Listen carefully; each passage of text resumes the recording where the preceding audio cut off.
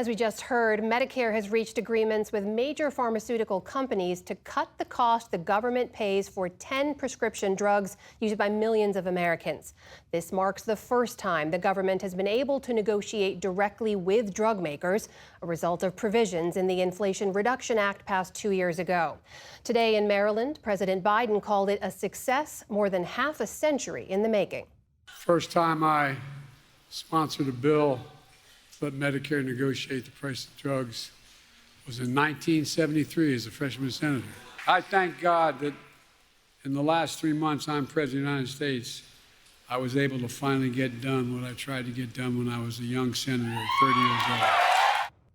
The drugs selected were some of the costliest and most frequently dispensed in the program, including blood thinners, Eliquis and Xarelto, medication used to treat heart failure like Entresto and Farxiga, and the diabetes drugs Januvia and Fiasp. To discuss the impact and the implications of the historic negotiations, we're joined now by Neera Tanden, domestic policy advisor to President Biden. Neera, welcome back to the program. Thanks for joining us. Thank you so much for having me. So as the president said, it's a long time coming on these kinds of agreements. So when will Americans actually start to feel the impact? How soon should they expect to pay less for these medications? Per the statute, this will be implemented January 1st, 2026. So people will experience those prices, seniors will experience these prices through 2026.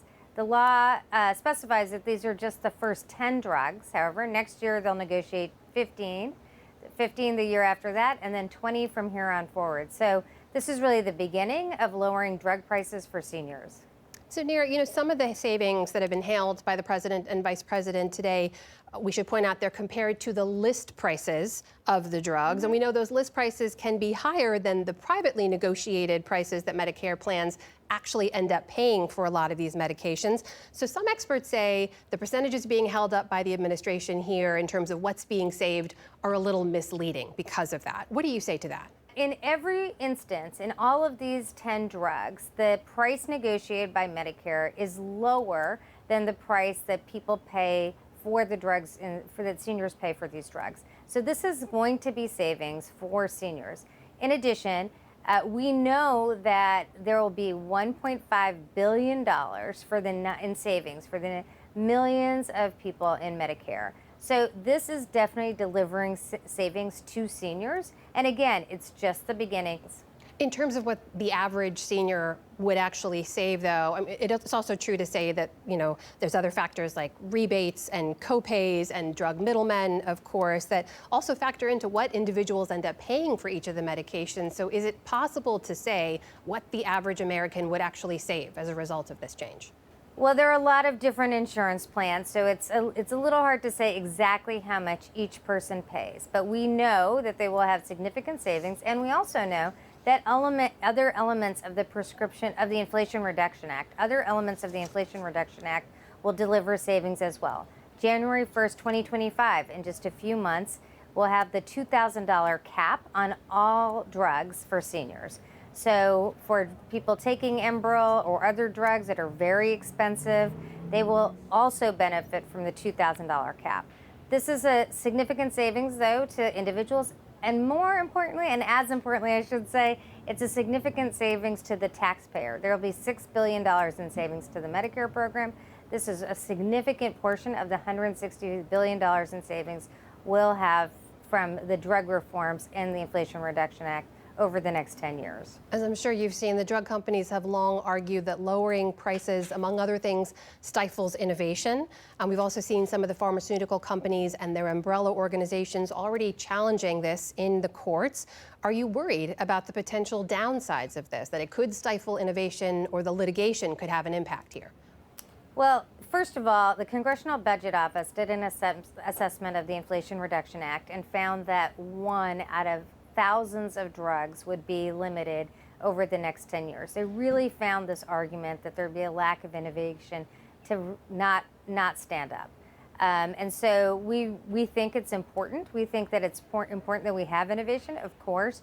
We know that companies are extremely profitable. I would also say when it comes to the litigation, even judges who've been nominated by Republican presidents have found that this is well within the power of Congress.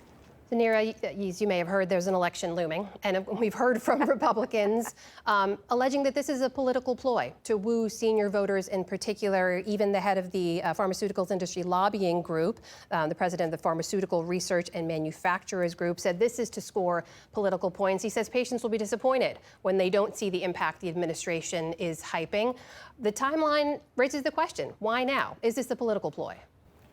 This timeline was determined by the statute. The statute said that we had to negotiate the drug prices. They had to be public by September 1st. We are meeting that statute deadline. They said the statute required that they go into effect in January 2026.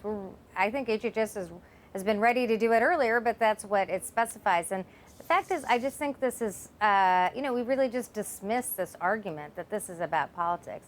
It's about politics if you believe politics should be about solving people's problems. Then it is political. It is not political in any other way.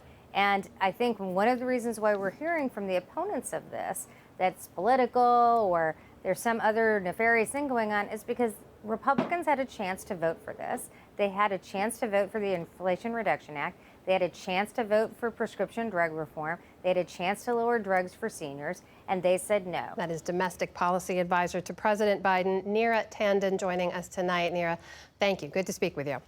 Thanks so much for having me.